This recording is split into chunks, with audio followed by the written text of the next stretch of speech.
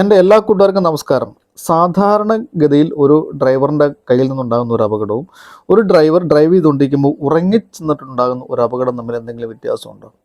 ഉണ്ടെന്നാണ് എൻ്റെ പക്ഷം. കാരണം സാധാരണഗതിയിൽ ഒരു അപകടം ഉണ്ടാകുമ്പോൾ അവസാന നിമിഷമെങ്കിലും ആ ഡ്രൈവർക്ക് മനസ്സിലാകും അതൊരു അപകടത്തിലേക്കാണ് പോകുന്നത് കണ്ടുകൊണ്ട് അദ്ദേഹം ബ്രേക്ക് അപ്ലൈ ചെയ്യുമ്പോഴും ആ സമയം ഉണ്ടാകുന്ന അപകടത്തിന് ഒരു ആഘാതം ഒരല്പം കുറയാൻ സാധ്യത കൂടുതലാണ്.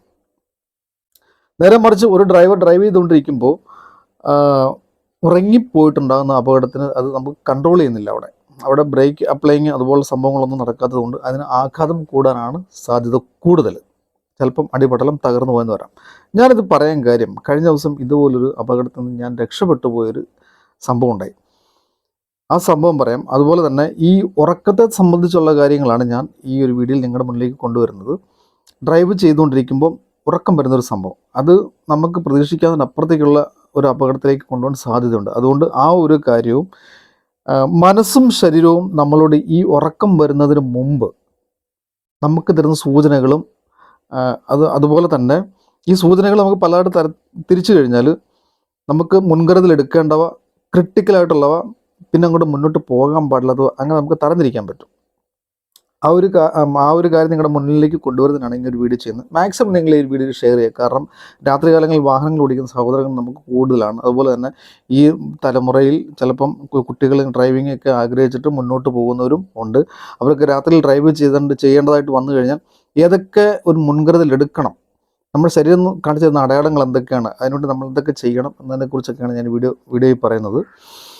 നമുക്ക് ആഹാര ക്രമീകരണങ്ങളുണ്ട്, ഏതൊക്കെ ആഹാരം കഴിക്കാൻ പാടില്ല, ഏതൊക്കെ ആഹാരം കഴിക്കണം എന്നൊക്കെ എൻ്റെ ഡ്രൈവിംഗ് കരിയറിൽ ഞാൻ അനുഭവിച്ചറിഞ്ഞിട്ടുള്ള, ഞാൻ പരീക്ഷിച്ചിട്ടുള്ള, അതിൽ നിന്ന് വിജയിച്ചിട്ടുള്ള ചില കാര്യങ്ങൾ നിങ്ങളുടെ മുന്നിലേക്ക് കൊണ്ടുവന്ന് ആദ്യം പറഞ്ഞ ആ ഒരു അപകടം എങ്ങനെ ഉണ്ടായി, അല്ലെങ്കിൽ ഉണ്ടാകാൻ സാധ്യത ഉണ്ടായിരുന്നു, അതിൽ ഞാൻ എങ്ങനെയാണ് രക്ഷപ്പെട്ടു പോകുന്നത് ഞാൻ ആദ്യം പറയാം. അതായത് ഞാൻ രാവിലെ 6 മണിക്ക് നമ്മുടെ ചങ്ങനാശ്ശേരി ഡിപ്പോയിൽ നിന്ന് വാഹനം എടുക്കുന്നു. ആ വാഹനത്തിൽ എൻ്റെ സഹോദരൻ വൈശാഖ് ഉണ്ടായിരുന്നു. കൂടാതെ നമ്മുടെ മറ്റൊരു സഹോദരൻ ഹാരി എന്ന് പറഞ്ഞൊരു സഹോദരൻ ഉണ്ടായിരുന്നു. കൂടാതെ മറ്റു കുറേ യാത്രക്കാരുണ്ടായിരുന്നു. ഈ വാഹനം ഇങ്ങനെ പോകുന്നു. നമ്മുടെ ബസ് ഞാൻ അവിടെ നിന്ന് എടുത്ത് നമ്മളിങ്ങനെ ഓടിച്ചു വരുമ്പം കാഞ്ഞിരപ്പാറ എന്ന് പറയുന്ന സ്ഥലമുണ്ട്. അവിടെ നിന്ന് 14 മൈലിലേക്ക് ഒരു 5 മിനിറ്റ് യാത്രയുണ്ട്. കൃത്യം കാഞ്ഞിരപ്പാറ എത്തുമ്പം 6:30 കഴിഞ്ഞ് ഈ കാഞ്ഞിരപ്പാറയിൽ നിന്ന് കുറച്ച് ഇറക്കമൊക്കെ കഴിഞ്ഞിട്ട് കുറച്ച് നിരപ്പായ സ്ഥലമുണ്ട്. അവിടെ കഴിഞ്ഞ പിന്നെ ഈ 14 മൈൽ എന്ന് പറഞ്ഞ സ്ഥലമാണ്. ഈ നിരപ്പായ സ്ഥലത്തേക്ക് ഞാൻ വന്നപ്പോൾ എൻ്റെ ഓപ്പോസിറ്റ് ടിപ്പർ ലോറി വരുന്നത് ഒരു ഭാരത് ബെൻസിൻ്റെ ടോറസ് ടിപ്പറാണ്. നിറയെ ലോഡുണ്ട്. ഏതാണ്ട് 50 ടൺ വെയിറ്റ് ഉണ്ടാകുമെന്ന് നമുക്ക് പ്രതീക്ഷിക്കാം. ഇപ്പോൾ ഈ വാഹനം എൻ്റെ മുന്നിലേക്ക് കടന്നു വരുമ്പോൾ അതിൻ്റെ ട്രാക്കിലൂടെ വരുന്നു, ഞാൻ എൻ്റെ ട്രാക്കിലൂടെ പോകുന്നു. അപ്പം പെട്ടെന്ന് ഈ ടിപ്പർ എൻ്റെ ട്രാക്കിലേക്ക് കടന്നു വരുന്നതാണ്. ഇപ്പം എനിക്ക് മനസ്സിലായി ആ ടിപ്പർ നിയന്ത്രണം വിട്ട് വരികയാണെന്ന് എനിക്ക് മനസ്സിലായി. ഉടനെ തന്നെ ഞാൻ എൻ്റെ മനസ്സിൽ കണക്കൂട്ടിയ കാര്യങ്ങൾ ഞാനിപ്പോൾ പറയാം. അത് എൻ്റെ വാഹനം ഞാൻ നിർത്തിക്കഴിഞ്ഞാൽ അത് വന്ന് എൻ്റെ വാഹനത്തിൽ ഇടിക്കും. കാരണം എനിക്ക് നിർത്തിക്കഴിഞ്ഞാൽ അങ്ങോട്ടും ഇങ്ങോട്ടും മാറാൻ പറ്റില്ല. അപ്പം ഈ വാഹനത്തിന് എനിക്ക് എങ്ങനെ ഒഴിഞ്ഞു പോകുന്നതിനെ കുറിച്ചാണ് ഞാൻ ആലോചിച്ചത്. കാരണം എൻ്റെ വാഹനത്തിൻ്റെ ഓണിന് ശബ്ദം കുറവ്, 2 ആ ഒരു ടിപ്പർ AC ആയതുകൊണ്ട് അതിൻ്റെ ഗ്ലാസ്സുകളൊക്കെ ഉയർത്തിയിട്ടേക്കുന്ന കാരണം എൻ്റെ ഓണിൻ്റെ ശബ്ദം അതിനകത്ത് ചെല്ലാനും ഡ്രൈവർ ഉണർത്താനും ഉപകരിക്കില്ല എന്ന് എനിക്ക് മനസ്സിലായി കഴിഞ്ഞപ്പോഴാണ് ഞാൻ ഈ ഒഴിഞ്ഞു പോകുന്നതിനെ കുറിച്ച് ആലോചിച്ചത്. അങ്ങനെ റോഡിൽ നിന്ന് ഇറക്കി ഞാൻ ഒരു കുഴിയിലൂടെ ഒക്കെ ചാടിച്ച് ഞാൻ ആ വാഹനത്തെ മറികടന്ന് ഞാൻ അങ്ങോട്ട് പോകുമ്പോൾ ഞാൻ റിയർ വ്യൂ മിററിൽ കൂടെ നോക്കിക്കഴിഞ്ഞപ്പോൾ എനിക്ക് കാണാൻ പറ്റുമായിരുന്നു എൻ്റെ വാഹനത്തോട് ചേർന്ന് വന്നിട്ട് അദ്ദേഹം പെട്ടെന്ന് വെട്ടിച്ച് മാറ്റി അദ്ദേഹത്തിൻ്റെ സ്വന്തം ട്രാക്കിലേക്ക് വന്നിട്ട് പോകുന്നത്. ഞാനദ്ദേഹത്തെ ഒരിക്കലും കുറ്റം പറയാൻ വേണ്ടിയിട്ടല്ല ഈ വീഡിയോയിലൂടെ വന്നത്. നേരെ മറിച്ച് അദ്ദേഹം ഒരു അവസ്ഥയിലേക്ക് വന്നതാണ്. ഈ അവസ്ഥ വരുന്നതിന് മുമ്പ് മനസ്സും ശരീരവും നമുക്ക് തരുന്ന മുന്നറിയിപ്പുകൾ എന്തൊക്കെയാണെന്നുള്ളത് എൻ്റെ ജീവിതത്തിൽ ഞാൻ പഠിച്ച കാര്യങ്ങളാണ് ഞാൻ നിങ്ങളുടെ മുന്നിലേക്ക് കൊണ്ടുവരുന്നത്. ഇത് മാക്സിമം ആൾക്കാരിലേക്ക് എത്തിക്കാൻ നിങ്ങൾ ശ്രമിക്കുക. ഒന്ന്, നമുക്കൊരു താല്പര്യമില്ലായ്മ തോന്നും. അതായത് ഒരു മൂഡില്ല. അത് ഉറക്കം വരാനായിട്ട് ചെറിയൊരു സൈനാണ്. ഇതിനെ നമ്മൾ ഓവർകം ചെയ്യേണ്ടത് ആ ജോലിയോട് നമ്മൾ കൂടുതൽ ഇൻട്രസ്റ്റ് ആയിട്ട് കാണുക എന്നുള്ളത് മാത്രമേ ഉള്ളൂ. അതിന് മുമ്പായിട്ട് നമ്മൾ ചെയ്യേണ്ട ഒരു കാര്യം എന്ന് പറയുന്നത് നമ്മൾ വിശ്രമിക്കുക. നൈറ്റ്സ് ഡ്യൂട്ടി പോകാനുള്ള ഒരു ഡ്രൈവറാണെന്നുണ്ടെങ്കിൽ, കഠിനാധ്വാനം ഉണ്ടെന്നുണ്ടെങ്കിൽ അത് ഒഴിവാക്കി വെച്ചിട്ട് കൃത്യമായിട്ട് വിശ്രമിക്കുക എന്നുള്ളതാണ്. പിന്നെ കുടുംബാന്തരീക്ഷം നല്ല ശാന്തമുള്ള അന്തരീക്ഷം ആയിരിക്കണം. കുടുംബത്തിലുള്ള മറ്റു മെമ്പേഴ്സ് അദ്ദേഹത്തിന് നല്ലൊരു മനസ്സിന് നല്ല സുഖത്തോടു കൂടി തന്നെ അദ്ദേഹം പോകാനൊരു വഴിയൊരുക്കുകയാണ് ചെയ്യേണ്ടത്. 2, നമുക്ക് ശാരീരികമായിട്ട് ഭയങ്കര ക്ഷീണം. അതാണ് ഞാൻ മുമ്പേ പറഞ്ഞത്, കഠിനാധ്വാനം ഒഴിവാക്കണമെന്ന് പറഞ്ഞത്. ഒഴിവാക്കി കഴിഞ്ഞാൽ നമുക്ക് ഈ ഒരു ബുദ്ധിമുട്ടിൽ നിന്ന് ഒഴിവാക്കാം. ഇത് ആദ്യം പറഞ്ഞ മനസ്സും രണ്ടാമത് പറഞ്ഞ ശരീരവും കാണിച്ചിരുന്ന ലക്ഷണമാണ്. നമുക്ക് കുറച്ച് ഉറക്കം വരാൻ സാധ്യതയുള്ളൊരു അടയാളമാണത്. പിന്നീട് നമ്മൾ ഡ്രൈവ് ചെയ്യുമ്പോൾ നമ്മുടെ കൈകൾക്കുണ്ടാകുന്ന ഒരു തളർച്ചയും ഒരു ബുദ്ധിമുട്ടും, കഴപ്പെന്നോ എന്ത് വേണം പറയാം, കഴിക്കുന്ന കണക്കൊക്കെ നമുക്ക് ഫീൽ ചെയ്ത് കഴിഞ്ഞാൽ ഒന്ന് മനസ്സിലായിക്കോ, അത് ഉറക്കം വരുന്നതിന് മുന്നോടിയായിട്ടുള്ള ഒരു സൈനാണ്. ഇതിന് നമുക്ക് ഓവർകം ചെയ്യാൻ പറ്റുമെന്ന് പറഞ്ഞാൽ നമ്മുടെ കൈ നല്ല വൃത്തിയായിട്ട് തണുത്ത വെള്ളത്തിലൊന്ന് കഴുകി ഒന്ന് വലിച്ചു കുടഞ്ഞ ശേഷം തോളൊക്കെ ഒന്ന് കറക്കിയെടുത്ത് നമ്മൾ ഡ്രൈവ് ചെയ്യും. ഇത് അധിക ദൂരം നമുക്ക് മുന്നോട്ട് പോകുന്നുള്ളൊരു എന്താ പറയുന്നത്, ഒരു വാമപ്പല്ല, നേരെ മറിച്ച് നമുക്ക് അടുത്ത ഡെസ്റ്റിനേഷനിൽ ഒന്ന് ഇറങ്ങി നടന്ന് ശരീരം കൂടുതലൊന്ന് ആക്റ്റീവ് ആക്കി എടുക്കാനുള്ളൊരു വാമ്പ് മാത്രമാണ്, നമ്മൾ വാഹനത്തിൽ ചെയ്യാൻ പറ്റുന്നൊരു കാര്യം മാത്രമാണ്. മൂന്നെന്ന് പറയുന്നത്, അടുത്തത് നമ്മുടെ മെമ്മറി, അതായത് നമ്മുടെ ഓർമ്മകൾ, പഴയ ഓർമ്മകളിലേക്ക് നമ്മൾ തിരിച്ചു പോകാത്ത, പ്രസൻ്റായിട്ട് നടക്കാത്ത പല കാര്യങ്ങളും നമ്മുടെ ശ്രദ്ധിക്കാതെ ചിന്തിക്കാതെ പഴയ കാര്യങ്ങളിലേക്ക് നമ്മുടെ ഓർമ്മകൾ നമ്മളെ കൂട്ടിക്കൊണ്ട് പോകുന്നതാണ് മറ്റു സൈൻ. ഇതും ഉറക്കത്തിൻ്റെ ഒരു ലക്ഷണമാണ്. ഉറക്കം അധിക ദൂരമില്ലാതെ നമ്മളിലേക്ക് വരാൻ സാധ്യതയുണ്ട്. പിന്നെന്ന് പറയുന്നത്, നമ്മൾ തുടർച്ചയായിട്ട്, അതായത് ആ ഒരു ലക്ഷണത്തിൻ്റെ ഒരു അതിൽ നിന്ന് നമുക്ക് എങ്ങനെ റിക്കവർ ചെയ്യാമെന്ന് വെച്ചാൽ, നമ്മൾ ഏറ്റവും ഇൻട്രസ്റ്റഡ് ആയിട്ടുള്ള കാര്യങ്ങളെക്കുറിച്ച് നമ്മൾ കണ്ടിന്യൂ ആയിട്ട് ഓർക്കുക എന്നുള്ളതാണ്. കണ്ടിന്യൂ ആയിട്ട് നമ്മൾ ഓർത്തുകൊണ്ടിരിക്കുക, നമ്മുടെ മനസ്സിനെ നമ്മൾ ശരിക്കും മാപ്പ് ചെയ്ത് കൊടുക്കുക എന്നുള്ളത് മാത്രം അവിടെ ചെയ്യണം. ഞാൻ ചെയ്ത് വിജയിച്ചിട്ടുള്ള കാര്യമാണ് കേട്ടോ. അത് കഴിഞ്ഞിട്ട് നമ്മൾ പിന്നെ വരുന്നത്, നമുക്ക് നമ്മുടെ ഈ മുന്നിൽ കാണുന്ന കാഴ്ചകൾ നമുക്ക് സ്റ്റോർ ചെയ്യാൻ പറ്റാത്തവർ, അല്ലെങ്കിൽ നമുക്ക് ഓർത്തെടുക്കാൻ പറ്റാത്തവർ, ശരിക്കും പറഞ്ഞാൽ സ്ഥലപരിചയം ഇല്ലാത്തൊരു അന്തരീക്ഷത്തിലേക്ക് നമ്മൾ വരുന്നത്. നമ്മൾ സ്ഥിരമായിട്ട് സഞ്ചരിക്കുന്ന വഴിയാണെങ്കിൽ പോലും പെട്ടെന്ന് ഒരു സ്പോട്ട് വന്നു കഴിഞ്ഞാൽ നമ്മുടെ ബോധം ഉണർന്ന കണക്ക് നോക്കുമ്പോൾ സ്ഥലപരിചയം ഇല്ലാത്തൊരവസ്ഥയിലേക്ക് വരിക. ഇതും ഉറക്കത്തിനുള്ള അടുത്ത പടിയാണ്. അധിക ദൂരമല്ലാതെ നമുക്ക് ഉറക്കം വരാൻ സാധ്യത വളരെ കൂടുതലാണ്. പിന്നെന്ന് പറഞ്ഞാൽ, തുടരെയായിട്ട് വായിക്കോട്ട് വരിക. വായിക്കോട്ട് വരുമ്പം കണക്ക് കൂട്ടിക്കോ, ഉറക്കം ഉടനെ തന്നെ നമ്മളെ കീഴ്പ്പെടുത്തും. ഈ ഉറക്കം എന്ന് പറയുന്നത് ശരിക്കും പറഞ്ഞാൽ ശരീരം ക്ഷീണമാണ്, വിശ്രമം ആവശ്യമുണ്ട് എന്നതിൻ്റെ ഒരവസ്ഥയാണ്. അതായത് ശരീരം വിശ്രമം ആവശ്യപ്പെടുന്ന ഒരു അവസ്ഥയാണ് ഈ ഉറക്കം എന്ന് പറയുന്നത്.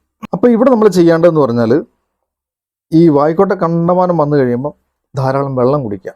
ഇതൊരു പോംവഴിയല്ല, ഞാൻ പറഞ്ഞില്ല, അടുത്ത ഒരു സ്റ്റാൻഡോ അല്ലെ അടുത്ത ഒരു ടീ ഷോപ്പോ, അല്ലെങ്കിൽ നമുക്ക് വിശ്രമിക്കാൻ കുറച്ച് ദൂരം കൊണ്ട് മുന്നോട്ട് പോയി ഒറ്റപ്പെട്ട സ്ഥലങ്ങളിലാണെന്നുണ്ടെങ്കിൽ നമുക്ക് അടുത്ത് വിശ്രമിക്കാൻ പറ്റുന്ന വെട്ടവും വെളിച്ചുള്ള സ്ഥലം വരെ പോകാനുള്ള ഒരു വഴിയാണ്. നന്നായിട്ട് വെള്ളം കുടിക്കുക, അല്ലെങ്കിൽ താഴേക്ക് ഇറങ്ങി ചെന്നിട്ട് നന്നായിട്ട് മുഖം കഴുകുക. ഈ മുഖം കഴുകുമ്പോൾ നമ്മൾ ശ്രദ്ധിക്കേണ്ട ഒരു കാര്യം, ക്ലോറിൻ കലർന്ന വെള്ളം എടുത്ത് മുഖം കഴുകായിരിക്കും. കാരണം കണ്ണൊക്കെ ഒന്ന് കഴുകേണ്ടതായിട്ട് വന്നു കഴിയുമ്പോൾ ക്ലോറിൻ കലർന്ന വെള്ളം അത്ര നല്ലതല്ല.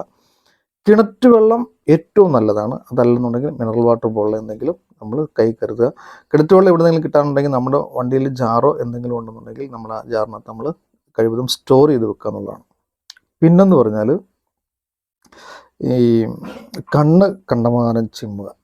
കണ്ണ് ചിമ്മി വരുമ്പോൾ ഓർത്തോണം, ഉറക്കം ഉടനെ തന്നെ ഉണ്ട്. ഇവിടെയും ഈ താഴോട്ടിറങ്ങി ഒന്ന് മുഖം കഴുകുക. ചിലരാണെങ്കിൽ സിഗരറ്റ് വലിക്കാറുണ്ട്. ഒരിക്കലും സിഗരറ്റ് വലിക്കാൻ ഞാൻ പറയല. കാരണം സിഗരറ്റ് വലി ആരോഗ്യത്തിന് ഹാനികരമാണ്. നമുക്ക് ക്യാൻസർ ഉണ്ടാകാൻ സാധ്യത വളരെ കൂടുതലാണ്. അതുപോലെ തന്നെയാണ് ഈ നിക്കോട്ടിൻ എന്ന് പറയുന്ന ആ ഒരു സിഗരറ്റിൻ്റെ ആ ഒരു വിഷാംശം നമ്മുടെ ഉള്ളിലേക്ക് വന്നിട്ട് നമ്മൾ കൂടുതൽ എനർജി നമുക്ക് തരും.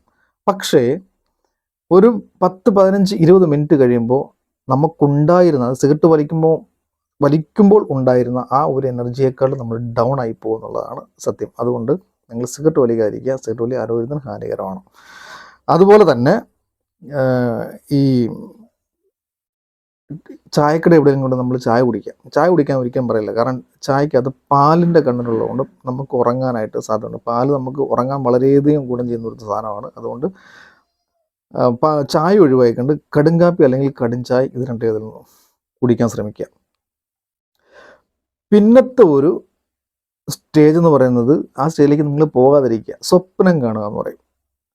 നമ്മൾ വണ്ടി ഓടിച്ചുകൊണ്ടിരിക്കുമ്പോൾ നമ്മൾ സ്വപ്നം കാണും. നമ്മുടെ കണ്ണൊക്കെ തുറന്നിരിക്കും, പക്ഷെ നമ്മുടെ ഉള്ളിൽ, അതായത് ഉപബോധ മനസ്സ് ഉറക്കത്തിലേക്ക് പോവുകയാണ് ചെയ്യുന്നത്. ഇവിടെ നമ്മൾ കാണുന്നത്, വിജനമായ ഒരു വഴിയിലൂടെ പോവുകയാണെങ്കിലും ആരെങ്കിലും കൈ കാണിക്കുക തോന്നുക, ഉടനെ തന്നെ നമ്മൾ ബ്രേക്ക് ചവിട്ടുക, അല്ലെങ്കിൽ നമ്മുടെ തൊട്ട് മുന്നിലായിട്ടൊരു വാഹനമുണ്ടെന്ന് നമുക്ക് കാണിച്ചു തരിക, നമ്മൾ ബ്രേക്ക് ചവിട്ടുക. ഇതൊക്കെയാണ് ചെയ്യുക. ഈ ഒരു സംഭവം ശരിക്കും പറയുന്നത് 6th സെൻസിൻ്റെ ഒരു വർക്കാണ്. അതായത് നമ്മൾ ആ ഒരു പ്രൊഫഷൻ അത്രത്തോളം ഇഷ്ടപ്പെടുമ്പോൾ നമുക്ക് കിട്ടുന്ന ഒരു അനുഗ്രഹം എന്ന് വേണം നമുക്ക് പറയാം. ഈ ഒരു സ്റ്റേജിൽ ഭയങ്കര ഇതിനപ്പുറത്തേക്ക് പോകാൻ പാടില്ല എന്നുള്ളൊരു വാർണിംഗ് ആണത്. അത് കമ്പൽസറി ആണ്, നിങ്ങൾ കർശനമായിട്ട് വണ്ടി നിർത്തണം, എവിടെ ആണെങ്കിലും നിർത്തിക്കോണം എന്നുള്ളൊരു വാർണിംഗ് ആണത്. പിന്നെ ഇവിടെ നമുക്കൊന്നും ചെയ്യാൻ പറ്റത്തില്ല. ഇവിടെ നമ്മൾ ചെയ്യാൻ പറ്റുമെന്ന് പറഞ്ഞാൽ നേരെ വണ്ടി നിർത്തുക, ഇറങ്ങുക, വണ്ടിക്ക് ചുറ്റും നടക്കുക, ഒന്ന് ഇരിക്കുക, ഒന്ന് എഴുന്നേക്കുക, ഈ പറഞ്ഞ മുഖം കഴുകുക, എവിടെ നിന്ന് ഗ്ലാസ് കാപ്പി കിട്ടുകയാണ് കാപ്പി മേടിച്ച് കുടിക്കുക, മുന്നോട്ട് പോകുന്നത്. അപ്പോൾ ഈ പറഞ്ഞ കാര്യങ്ങളെല്ലാം തന്നെ പടിപടിയായിട്ട് എനിക്ക് ഫീൽ ചെയ്തിട്ടുള്ള കാര്യമാണ്. ഇനി നിങ്ങൾക്ക് ആർക്കെങ്കിലും എന്തെങ്കിലും തരത്തിലുള്ള ഇതിനേക്കാളും വ്യത്യസ്തമായിട്ട് എന്തെങ്കിലും തരത്തിലുള്ള ഒരു അനുഭവം ഉണ്ടായിട്ടുണ്ടെങ്കിൽ തീർച്ചയായിട്ടും നിങ്ങൾ താഴെ ഒന്ന് കമൻറ്റ് ചെയ്യുക. അത് എനിക്ക് ഈ പറഞ്ഞ അറിവിനേക്കാളും കൂടുതൽ എനിക്കതോട് ചേർത്ത് നോക്കുക, എനിക്ക് എന്തെങ്കിലും ഇതുപോലെ അനുഭവം ഉണ്ടായിക്കഴിഞ്ഞാൽ എനിക്കും പെട്ടെന്ന് മനസ്സിലാകുകയും ചെയ്യും. അതുകൊണ്ട് ഈ ഒരു കാര്യം നിങ്ങൾ മാക്സിമം ആൾക്കാരിലേക്ക് എത്തിക്കാൻ ശ്രമിക്കുക. പിന്നെ ഇതിൻ്റെ ഒരു ആഹാരക്രമം എന്ന് പറയുന്നത് നിങ്ങൾ തീർച്ചയായിട്ടും അരിയാഹാരം കഴിക്കാതിരിക്കുക. അരിയാഹാരത്തിനകത്ത് ഗ്ലൂക്കോസിൻ്റെ അംശമുള്ളത് കൊണ്ട് അത് നമ്മൾ ഉറങ്ങാനായിട്ട് കൂടുതൽ പ്രേരിപ്പിക്കും.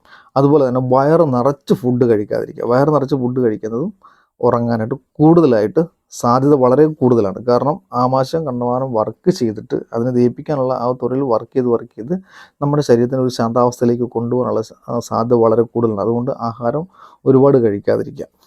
അപ്പോൾ ഈ വക കാര്യങ്ങളെല്ലാം നിങ്ങളുടെ കൂട്ടുകാർക്കൊന്ന് മനസ്സിലാക്കുന്നതിന് വേണ്ടി ഈ വീഡിയോ ഒന്ന് ഷെയർ ചെയ്യുക. കാരണം ഇതെൻ്റെ ജീവിതത്തിൽ ഞാൻ അനുഭവിച്ചിട്ടുള്ള കാര്യങ്ങളും ഞാൻ ചെയ്ത് പരീക്ഷിച്ച് വിജയിച്ചിട്ടുള്ള കാര്യങ്ങളുമാണ്. തീർച്ചയായിട്ടും നിങ്ങളുടെ കൂട്ടുകാർക്ക് വേണ്ടി ഒന്ന് ഷെയർ ചെയ്യുക. അപകടം ആർക്കും ഉണ്ടാവാതിരിക്കട്ടെ. ഇനിയിപ്പോൾ ഞാൻ ഏതെങ്കിലും ഒരു കാര്യം വിട്ടുപോയിട്ടുണ്ടെങ്കിൽ തീർച്ചയായിട്ടും നിങ്ങൾക്ക് എന്നെ ഓർമ്മിപ്പിക്കാവുന്നതാണ്. നമുക്ക് അടുത്ത വീഡിയോ കാണുന്നവർ എല്ലാവർക്കും ഹാവ് എ നൈസ് ഡേ.